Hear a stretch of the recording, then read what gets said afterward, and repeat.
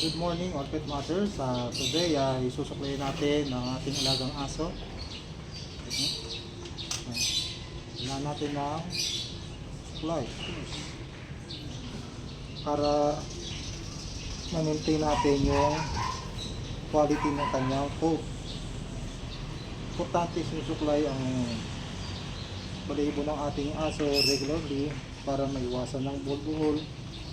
Kasi yung eye area niya lagi sinusuklay para maiwasan ng tear stain. Kung basa, pupunasan natin siya ng wet wipes para mawala yung tear stain.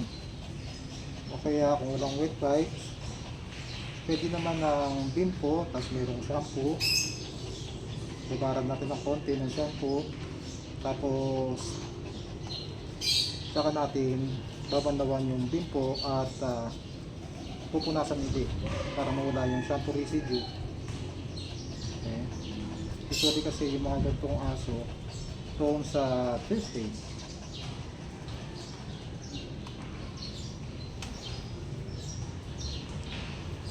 Pwede rin tayong gumamit ng slicker brush. Ito, nakakatanggal to ng bulbul. Natin ang aso natin.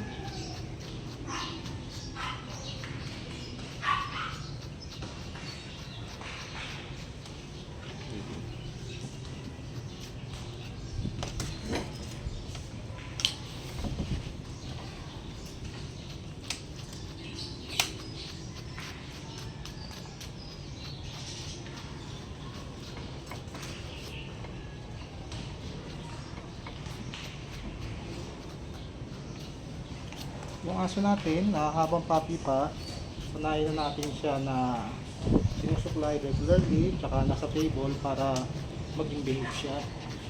Hindi siya malikot.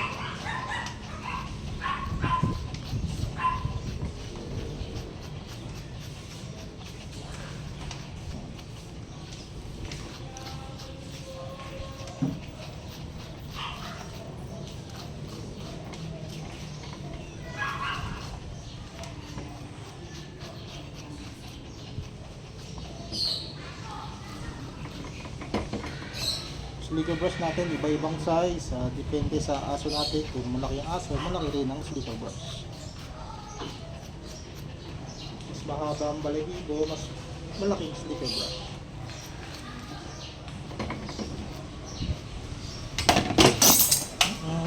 Full pin.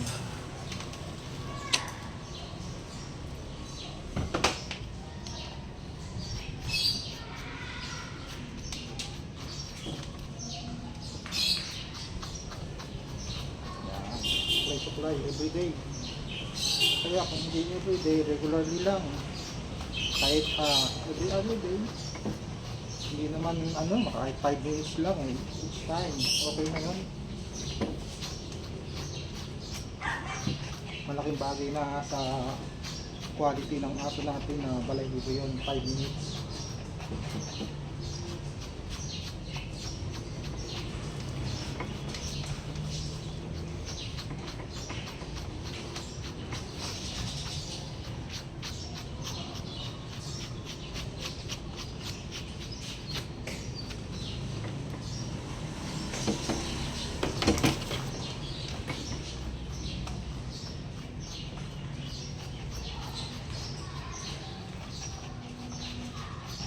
Ingat lang tayo sa paggamit nito kasi nga matulis. Kasi nga slicker brush siya, nakakatanggal siya ng bulbul.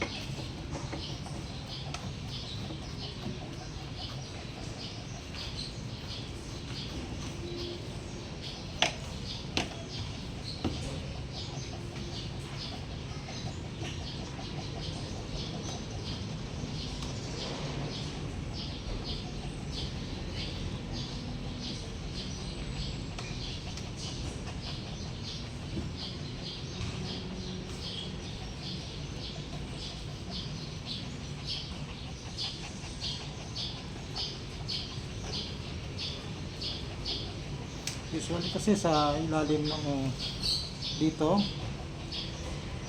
sa may belly niya ano yan eh, lalo na pag nagme-main siya, nag-focus yun ng bulbul. So kailangan na lagi natin lilinisin at susuklayin.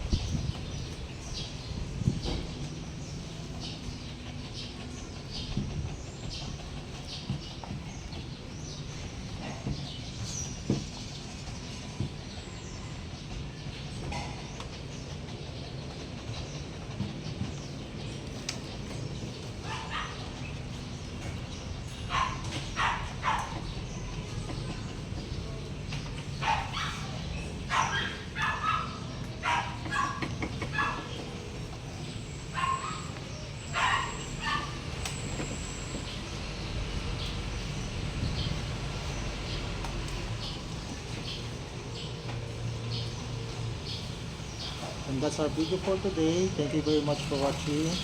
See you again on our next video. Bye bye.